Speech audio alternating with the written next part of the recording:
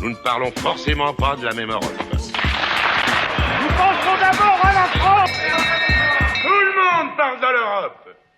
Mais c'est sur la manière de faire cette Europe que l'on ne s'entend plus. Tout le monde parle de l'Europe, mais c'est sur la manière de faire cette Europe que l'on ne s'entend plus. Bonjour et bienvenue à Bruxelles pour ce 16e numéro de La Faute à l'Europe. Nous avons établi nos quartiers ici au cœur du Parlement européen avec nos invités. Aymeric Chauprade, eurodéputé non inscrit au Parlement européen. Bonsoir. Vous étiez l'ancien chouchou de Marine Le Pen, ex-chef de file du Front National. Vous vous êtes fâché. Maintenant, vous êtes plus proche de quel parti finalement ? Je suis plus proche des Républicains, bien qu'indépendant encore. Ah d'accord. Vous pourriez intégrer les Républicains ? Nous verrons à l'automne. D'accord. Bon, pourquoi pas. Katialine Landaburu est avec nous également, correspondante de France 24 et Jean Quatremer de Libération. Salut Katékat. Demandez le programme de La Faute à l'Europe. Les sanctions russes imposées dans le cadre du conflit ukrainien. L'Europe s'est-elle tiré une balle dans le pied ? On va y revenir. Le bâtiment qui héberge l'hémicycle du Parlement européen ici à Bruxelles va-t-il être rasé puis reconstruit en raison de problèmes de conception ? Coût de l'opération, près d'un demi-milliard d'euros. Une année de salaire de Jean Quatremer. Jean-Luc Mélenchon, tout nouveau député français, ne supporte pas la présence du drapeau européen dans l'hémicycle de l'Assemblée nationale à Paris. Eh bien justement, j'ai hâte de connaître l'avis de Jean Quatremer sur cette histoire dans son édito. Et d'ailleurs, ce drapeau européen recouvrera le cercueil d'Helmut Kohl. Ce sera le 1er juillet lors de la cérémonie européenne qui sera organisée en mémoire de l'ex-chancelier allemand à Strasbourg.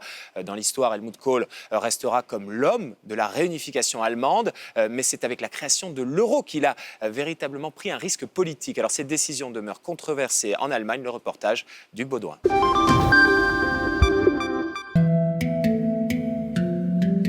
Pourquoi se souviendra-t-on d'Helmut Kohl dans les couloirs du Parlement européen? Pour beaucoup d'élus, Helmut Kohl, c'est d'abord et surtout un fait et une image. Il a obtenu la réunification de l'Allemagne. L'acteur de la réunification. La réunification de l'Allemagne.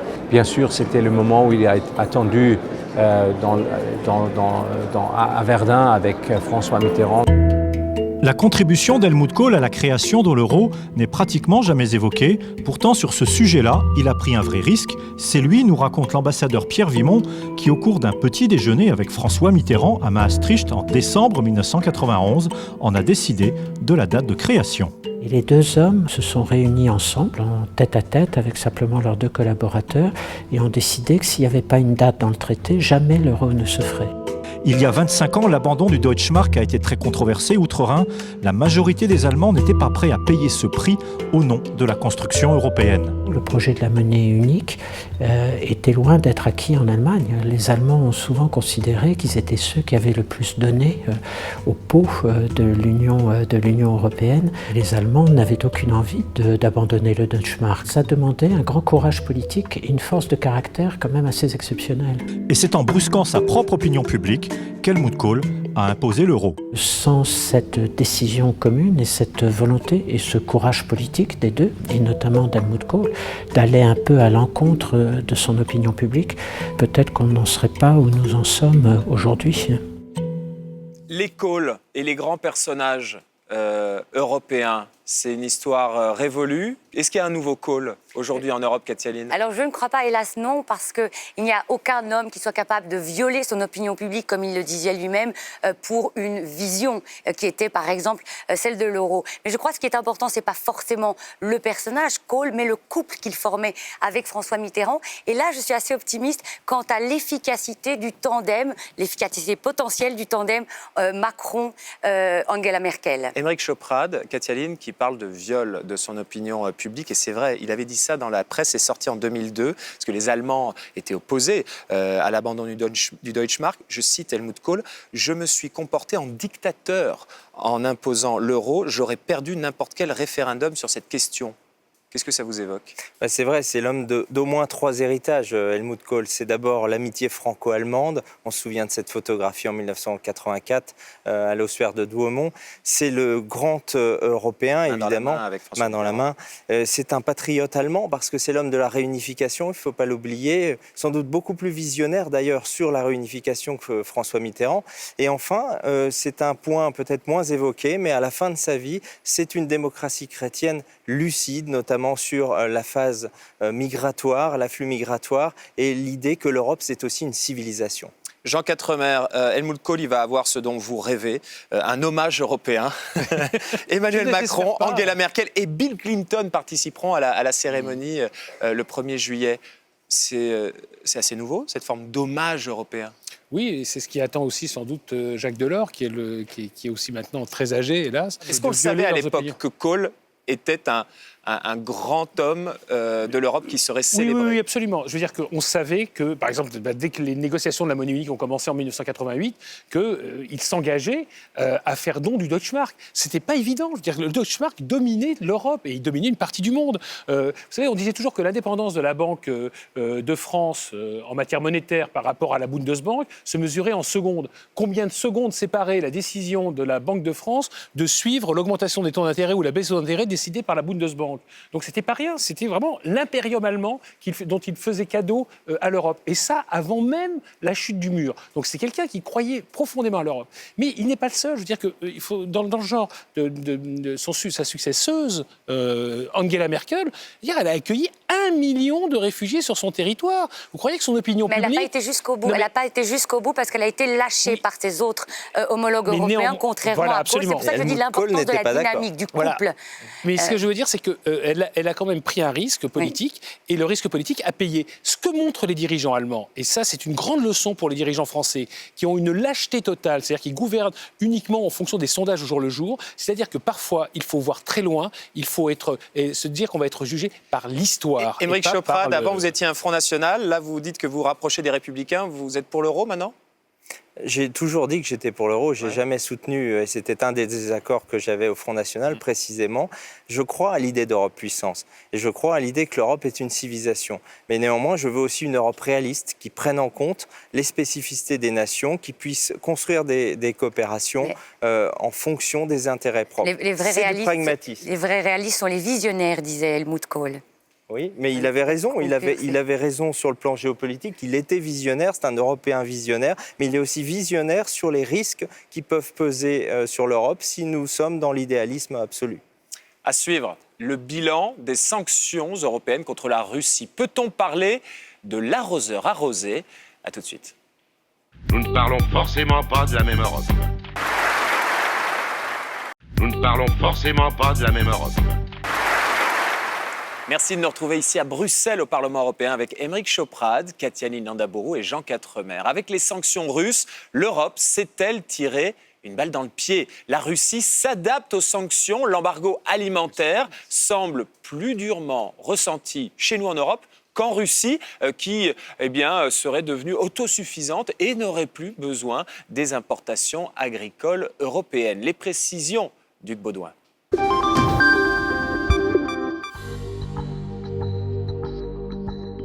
L'Union européenne s'est-elle tiré une balle dans le pied en imposant des sanctions à la Russie? L'embargo russe sur les produits agroalimentaires européens, imposé en représailles, a eu un effet inattendu. La Russie s'est adaptée.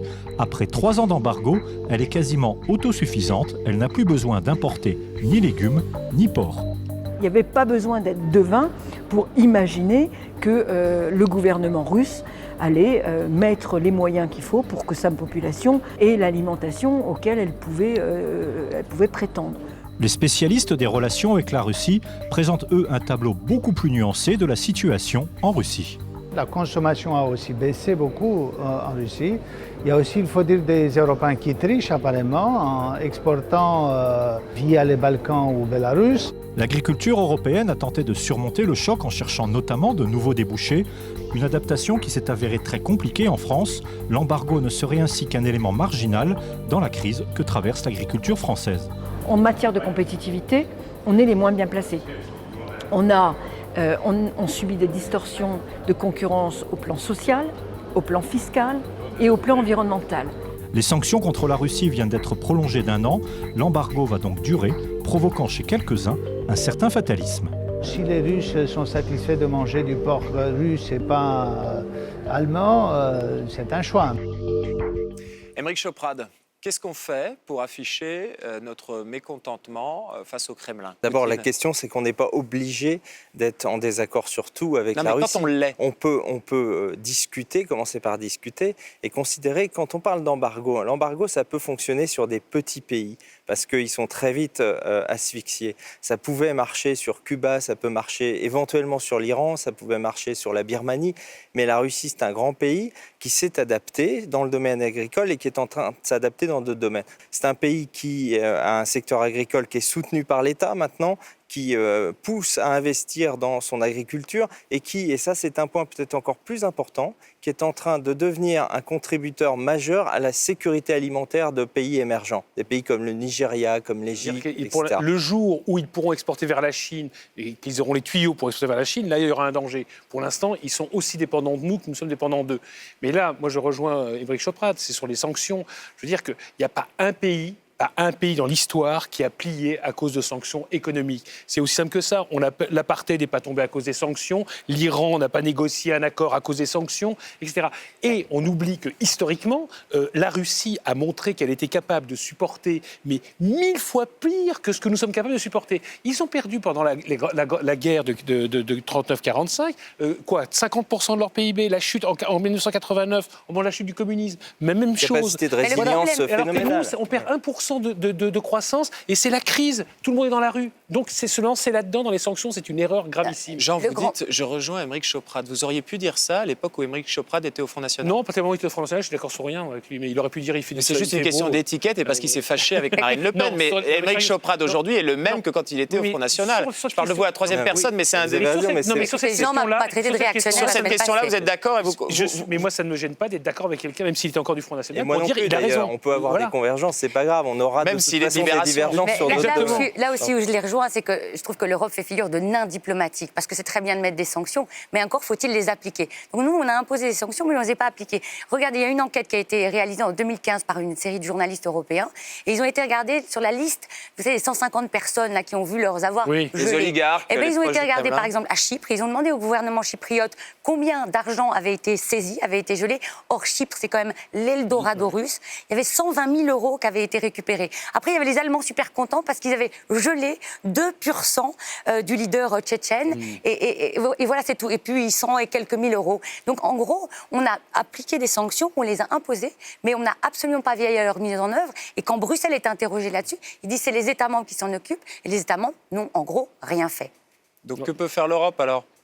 En tous les cas... Parce que quand j'ai posé la question à Émeric Choprade, il me dit mais on n'a pas forcément à taper sur les Russes. Mais honnêtement... Émeric Choprade vous a donné la réponse. Le problème de l'Europe, c'est qu'on n'a pas de politique russe. C'est-à-dire que c'est notre principal voisin, à cause des pays de l'Est qui, effectivement, veulent bouffer du russe le matin, le midi et le soir. On a délégué cette politique à nos amis baltes, à nos amis polonais, à nos amis... Il y avait un document stratégique quand même qui a été élaboré par Mogherini. C'est essentiellement aux Français, aux Allemands et à d'autres, bien sûr, mais pas aux Polonais ou aux Baltes de s'occuper de la relation avec l'Allemagne. Avec la Russie, bien sûr. Ouais. Vous savez que cette relation, bien sûr, est entachée d'une certaine paranoïa qu'on peut comprendre, d'ailleurs, sur le plan historique. Évidemment, il y a un passif. Donc, l'important, c'est de reconstruire une relation au niveau européen, honnête, entre la France et la Russie ou entre l'Europe et la Russie? Moi, je regarde ce que le président Macron a fait en accueillant le président Poutine à Versailles. Je crois que c'est une bonne approche. Une approche franche, directe, où on peut se dire les choses, où on met les choses sur la table, plutôt qu'être dans des logiques complètement stupides et qui punissent les peuples, d'ailleurs, avant de redresser les torts des dirigeants. Après la pause mal conçue, l'hémicycle du Parlement européen de Bruxelles menace de s'écrouler. Faut-il le consolider ou le reconstruire? Enfin, l'hémicycle, le bâtiment entourant l'hémicycle, coût de l'opération, près d'un demi-milliard d'euros. A tout de suite. Nous ne parlons forcément pas de la même Europe. Nous ne parlons forcément pas de la même Europe. Nous sommes de retour à Bruxelles avec Émeric Choprade, Katalin Nabourou et Jean Quatremer. Les Belges appellent le bâtiment qui abrite l'hémicycle du Parlement européen le caprice des dieux, en raison de sa forme. Mais l'édifice, construit il y a près de 25 ans, aurait été mal conçu par ses architectes. Résultat, des problèmes d'isolation et surtout de stabilité. Alors faut-il le consolider ou bien carrément le raser et le reconstruire? Coût de l'opération estimé près d'un demi-milliard d'euros. Boris Verhagen, un citoyen belge et européen, nous a envoyé une vidéo. Je dis ça, je dis rien. En 1993, on inaugurait le tout nouveau bâtiment accueillant le Parlement européen à Bruxelles, le Paul Henri Spaak, un budget de 300 millions d'euros. Il s'inscrit dans un ensemble d'autres constructions pour un montant total de 1,8 milliard d'euros. À l'époque, seule une trentaine de % du bâtiment sont occupés et la demande locative est assez faible. On s'inquiète déjà du coup de la rentabilité d'une telle bâtisse, dont les baux courent justement sur une durée de 30 ans. En fait, il semblerait que les matériaux utilisés pour la construction aient été eux-mêmes calibrés pour ne durer que la durée du bail. Un genre de bel exemple d'obsolescence programmée. Parce qu'au-delà du fait de la nécessité de faire des aménagements, par exemple suite aux attentats perpétrés dans nos pays, ce sont bien les fuites d'eau, les fondations instables et autres problèmes techniques majeurs, la première source d'inquiétude des ingénieurs. On a pourtant construit un temps des bâtisses qui ont traversé les siècles, mais notre logique débile nous pousse maintenant à fabriquer du coup de la médiocrité. On la pensait pourtant réservée aux bâches cousses sociales, non éduquées, mais il semblerait que la gangrène est remontée jusqu'en haut. Parce qu'il faudra le souligner, ouais, ils ont quand même été surnommés ce bâtiment le caprice des dieux. Enfin, je dis ça, je dis rien. Voilà, je dis ça, je dis rien. Merci Boris de nous avoir envoyé cette vidéo. Qu'est-ce que vous en pensez, Jean, de cette affaire, du caprice des dieux? Non, mais d'abord, il faut se ramener à l'origine de l'histoire. C'est que normalement, les sessions plénières, elles sont à Strasbourg. C'est aussi simple que ça. Et il y a tout un lobby à l'intérieur du Parlement qui veut rapatrier les sessions plénières du Parlement de Strasbourg à Bruxelles. On peut en discuter entre les États. En tous les cas, ce n'est pas au Parlement de le dire parce que le maître de la compétence sont les États. Sachant que le faux plafond du Parlement à Strasbourg, oui, mais s'était écroulé. Et que c'était un scandale. Ça avait fait scandale et du coup, tous les pro-Bruxelles avaient dit « Ah, l'hémicycle strasbourgeois est dangereux, rapatrions tout à Bruxelles ». Et maintenant, voilà. C'est la même chose à Bruxelles. Et il faut se rappeler, donc en 93, normalement, cet hémicycle à côté, il a été fait uniquement, c'était un centre des congrès. Un centre des congrès. Mais alors, en même temps, ils ont construit un souterrain qui reliait le centre des congrès, qui n'avait rien à voir avec le Parlement européen. Ils ont construit un souterrain qui allait à l'ancien bâtiment du Parlement européen. Et du jour au lendemain, on s'est dit, bah tiens, puisqu'il y a un hémicycle à côté, eh ben alors, on n'a qu'à le louer. Et on s'est retrouvé avec un hémicycle et on a créé des sessions de toutes pièces. Moi, j'ai vu les trucs se faire. On a dit, oh bah, 3 fois par an, on va faire une session de 2 jours ici, à Bruxelles, pour remplir un hémicycle qu'on a loué. Mais c'est du délire. Et alors aujourd'hui, allez expliquer aux peuples européens qui viennent de traverser une crise économique de 10 ans, où on vient quand même de passer la râpe à fromage sur la tête des Grecs, et on va dire on va dépenser un demi-milliard d'euros pour construire un hémicycle qui sert 2 jours par mois, je dis bien 2 jours par mois, 4 fois dans l'année. Pas tous les mois. Qu'est-ce que vous en pensez de ça? Parce que finalement, c'est intéressant. Il y a une métaphore. Parce que finalement, ce sont les architectes qui ont mal conçu, parce que ce sont des bâtiments nouveaux, qui ont mal conçu cet hémicycle européen. Mais eux se défendent parce qu'il y a eu, entre-temps, une évolution des normes. Normes environnementales, normes techniques, normes surtout en termes de sécurité. Donc, selon eux, ils ont été conçus selon les normes de l'époque, mais pas aux normes actuelles. Ouais. Je trouve ça intéressant ce qu'il dit sur l'obsolescence programmée. Alors, je ne sais pas si c'est... je ne l'ai pas vérifié moi-même, et ça serait intéressant d'enquêter. Je trouve, Jean, ça serait peut-être un bon sujet pour une chronique ou pour alimenter votre blog. Mais si c'est le cas, c'est extrêmement... Mais regardez, ce n'est pas le premier cas d'ailleurs. Regardez le Berlaymont. On a fait quand même des rénovations. C'est le siège de la Commission européenne. C'est le siège de la Commission européenne. Je rebondis là-dessus parce qu'on a quand même fait 11 années de travaux pour 1,1 milliard d'euros et on a complètement fait exploser les budgets. Là, on parle de 500 millions d'euros. Mais si ça se trouve, au final, on se retrouvera avec 1,5 milliard d'euros et en ces périodes de vache-maigre, c'est insensé. Émeric Choprade. Tout d'abord, les architectes, manifestement, ils n'avaient pas une foi européenne aussi forte que les architectes des pyramides d'Égypte dans leur pharaon, ça c'est clair. 30 ans de viabilité, c'est quand même un peu léger, si vous voulez. Et bon, on parle de normes, mais enfin bon, il y a des bâtiments très anciens qui n'ont pas été conçus aux normes et qui sont en tout cas pas menacés d'effondrement.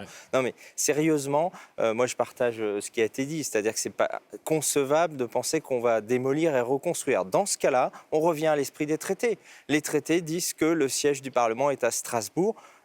Puisqu'il est question de faire des économies, de concentrer les activités, de faire une réduction de coûts, mettons tout le monde à Strasbourg et puis faisons de Strasbourg cette vraie ville européenne qu'elle a vocation à être, qui est en France, mais qui est aussi très proche de l'Allemagne. Je rappelle qu'on est quand même en Europe avec un moteur franco-allemand qui est absolument nécessaire pour donner... seulement à Strasbourg le siège, donc de le baser seulement à Strasbourg, de ne plus faire les allers-retours. Parce que si vous voulez éviter le gaspillage, il faut arrêter ces allers-retours aussi. Mais les travaux en commission peuvent se faire à Strasbourg. Le seul problème de Strasbourg pour l'instant, et c'est un problème réel, mes collègues d'Europe de l'Est le soulignent, c'est l'accessibilité rapide à Strasbourg, qui est plus difficile que Bruxelles. Mais il vaut mieux à la limite subventionner quelques lignes aériennes, ça coûtera beaucoup moins cher que reconstruire un siège. Jean, vous votez pour Strasbourg ? En tous les cas, il faut cesser la transhumance. Strasbourg ou Bruxelles, il faut trancher, et trancher une bonne fois pour toutes. Mais cette guéguerre qui commence à nous coûter des milliards d'euros, ça suffit. Vous êtes devenu un politique ou quoi ? Jean, vous votez pour Strasbourg ? J'hésite parce qu'à cause... Non mais je suis de mal à l'aise. Il hésite à être d'accord avec moi. Vous votez pour Strasbourg ou Bruxelles ? Le cause siège du Parlement européen à Bruxelles pour Katalin, Jean Quatremer, le siège du Parlement européen à Bruxelles ou Strasbourg ? Si on construit un TGV Bruxelles-Strasbourg, oui. Strasbourg, et Émeric Choprade, on a votre réponse. À suivre, à peine entré dans l'hémicycle de l'Assemblée nationale pour la visiter, Jean-Luc Mélenchon, jusqu'ici député européen, il a râlé en voyant qu'il y avait à la fois le drapeau français et le drapeau européen, derrière juste au-dessus du perchoir. Il aurait préféré le drapeau de l'Alliance bolivarienne, peut-être, Jean. L'édito de Jean Quatremer, c'est dans un instant. C'est insensé quand même. Nous ne parlons forcément pas de la même Europe. Nous ne parlons forcément pas de la même Europe. Merci de nous retrouver ici à Bruxelles au Parlement européen avec Émeric Choprade, Katialine Landaburu et Jean Quatremer. Mardi, Jean-Luc Mélenchon, le leader de la France insoumise, a fait son entrée à l'Assemblée nationale dans le cadre d'une visite avec les élus de son groupe. Et alors qu'il avait à peine mis un pied dans l'hémicycle, il a regardé au-dessus du perchoir et il a dit « On est obligé de supporter ça, c'est la République française quand même, c'est pas la Vierge Marie ». Ça, c'était le drapeau européen accouplé au drapeau français. Alors, vous avez bien sûr votre avis sur la question, Jean, j'imagine. Oui, sur le mot accouplé, là, que vous employez. D'accord, sur le mot accouplé. Non, mais plutôt sur le drapeau pardon, européen. Excusez-moi. Voilà, la chronique de Jean Quatremer de Libération. Moi, quand on m'en fait trop, je correctionne plus. Je dynamite. Je disperse. Je ventile. Il semble avoir échappé au tout nouveau député Jean-Luc Mélenchon que ça trône non seulement au-dessus du perchoir, mais aussi à l'extérieur du bâtiment. Tout comme ça flotte sur l'Élysée, Matignon et même sur tous les bâtiments de France et de Navarre. Et pour ajouter à son tourment, ajoutons que ça est omniprésent dans tous les pays de l'Union, sauf en Grande-Bretagne, et flotte fièrement aux côtés des emblèmes locaux et nationaux. Cette allergie au drapeau européen n'est cependant pas propre au leader de la France insoumise. Ainsi, Marine Le Pen, la patronne du Front National, a exigé et obtenu que la bannière étoilée ne figure pas en arrière-plan d'un entretien accordé à TF1. De même, le gouvernement polonais de Droit et Justice, un parti de droite radicale, a dès sa prise de pouvoir fait retirer ces drapeaux jugés offensants pour l'identité nationale. Mais sous la pression populaire, ils ont depuis fait leur retour. Mais on aurait tort de croire que cette guéguerre soit réservée aux seuls europhobes. En Italie, le très europhile Matteo Renzi, alors Premier ministre, a jugé bon de retirer l'emblème européen lors d'une allocution diffusée sur Facebook en novembre dernier lors de sa campagne référendaire. De même, lors de la campagne électorale française, c'est le drapeau bleu-blanc-rouge qui régnait en maître dans les meetings de presque tous les partis. Seul En Marche s'est distingué, marquant une rupture avec l'évolution toujours plus nationaliste de la classe politique européenne. Emmanuel Macron a mené sa campagne victorieuse, étendard étoilé au poing, n'hésitant pas à faire jouer l'hymne européen le soir de sa victoire. Comme d'habitude, ce sont les Britanniques qui ont déclaré la guerre aux symboles européens. En 1991 déjà, ils ont obtenu que le mot fédéral soit biffé du traité de Maastricht. Lors de la rédaction du traité de Lisbonne de 2007, qui a pris la succession du traité constitutionnel européen, ils ont exigé et obtenu que l'on abandonne la liste des symboles. Le drapeau, l'ode à la joie, la journée de l'Europe du 9 mai, l'euro et la fameuse devise « Unis dans la diversité ». Néanmoins, 16 États membres, dont l'Allemagne, l'Italie ou l'Espagne, ont signé dans une déclaration annexée au traité de Lisbonne. Ils ont affirmé que pour eux, ces symboles étaient les symboles de l'Europe.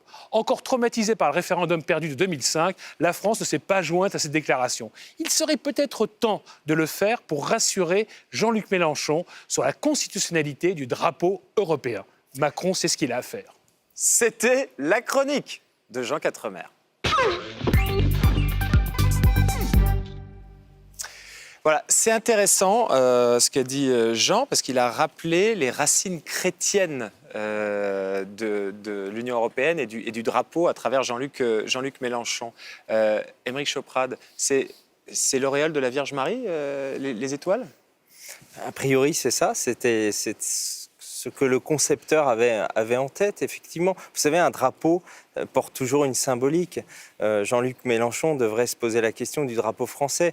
Il y a aussi le blanc, qui est une couleur qui rappelle la monarchie, mais il y a aussi les couleurs de la ville de Paris.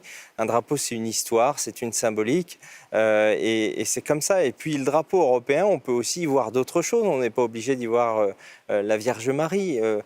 C'est vrai qu'il y a cette dimension de la démocratie chrétienne, mais elle est aussi aux sources de l'Europe. Pourquoi la renier ? Et l'Europe a des sources judéo-chrétiennes, mais elle n'est pas que ça. C'est un apport de culture, de philosophie que la civilisation européenne. Donc cette polémique, elle est stérile. En vérité, les Européens veulent des vraies solutions au niveau des États et au niveau de l'Union européenne. Ils n'attendent pas ce genre de facilité, de démagogie. Et je pense que c'est vraiment dommage de la part de Jean-Luc Mélenchon de sombrer dans cette facilité. Katia Lynn. Je trouve qu'il se ridiculise complètement. Je veux dire, pourquoi pas ? Est-ce qu'il aurait accepté le drapeau de l'Alliance bolivarienne ? Enfin, je veux dire, pour quelqu'un qui se revendique quand même d'une forme et d'un passé internationaliste, je ne comprends pas qu'il puisse se focaliser sur des micro-détails pareils. Et quoi, il veut mettre en avant le drapeau français, le drapeau patriote, le drapeau national. Pour moi, rien de pire qu'un drapeau, presque pire qu'une frontière, les frontières dont nous avons débattu la semaine passée. Je trouve qu'un drapeau, donc, c'est souvent lié à des événements agressifs et à l'imposition de la suprématie d'une nation. Moi, je ne suis pas tout à fait d'accord. Je trouve que le drapeau, ça peut être aussi un élément d'identification. Un des vrais problèmes qu'on a aujourd'hui en Europe, c'est celui justement de l'identification. Le fait qu'on ne se sente pas européen. Et je trouve qu'il faut... C'est pour ça que les symboles, la bataille des symboles qui a été menée par les Britanniques, elle n'était pas idiote. Ils ont tout de suite compris l'intérêt que ça avait de ne pas donner l'impression qu'on bâtissait une sorte de super state bruxellois. Or, l'identification, c'est nécessaire. Super État, pour ceux qui sont attachés à la langue française. Le fait de voir, par exemple, l'armée américaine qui débarque lorsqu'il y a une catastrophe quelque part dans le monde, avec le drapeau américain sur l'épaule, qui dépose sur le sac de riz. Dans un film américain, on a toujours à un moment donné un drapeau américain. Voilà. C'est nécessaire. Le sac de riz, c'était Kouchner, mais c'était un des principaux points d'opposition des Britanniques à la création d'une armée commune européenne, c'est qu'ils considèrent, des conservateurs britanniques, qu'on ne peut pas mourir pour le drapeau européen et que des soldats britanniques ne pourraient pas mourir au front pour le drapeau européen. Vous pensez qu'un jour, il y aura des soldats qui mourront au front pour le drapeau européen ? Mais il y a déjà des soldats qui meurent au front pour leur pays et pour l'Europe en même temps, pour la sécurité de l'Europe. Des soldats français qui meurent au Mali meurent aussi pour la sécurité de l'Europe, des Européens d'une façon générale. Et l'attentat qui vient d'avoir lieu justement en Afrique, où c'est justement la mission d'interposition tchèque, mais européenne, qui est intervenue, qui a évité un massacre sans doute abominable dans ce camp de vacances. Je veux dire que c'est déjà le cas. Et je crois que vraiment, c'est une vraie question qu'il faut se poser. C'est que, est-ce que le sentiment d'appartenance européen peut vivre uniquement du fait qu'on supprime le roaming, qu'on peut passer une frontière facilement, et ainsi de suite. C'est aussi l'identité, c'est pas seulement l'économie et les choses matérielles. Quand la reine Elisabeth II présente la loi de Theresa May pour sortir le Royaume-Uni de l'Union européenne, avec son chapeau manifestement aux couleurs du drapeau européen. Qu'est-ce que vous en pensez ? Mais c'est le troll absolu, la reine d'Angleterre. Elle était en bleu européen avec un chapeau avec des étoiles jaunes. Est-ce qu'elle a fait exprès ? Elle a trollé le discours. C'est sûr qu'elle l'a fait exprès. Évidemment. Vous ne pensez pas qu'elle ait fait exprès ? Écoutez, je ne sais pas, j'ai beaucoup de mal à me mettre dans la tête de la reine d'Angleterre. Non. Pourtant, vous avez un côté très reine-mère. C'est vrai, écoutez, je prends ça comme un compliment de votre part. Merci, je crois qu'on va terminer là-dessus. Merci, Katia Lynn. Merci Jean, merci Aymeric Choprade.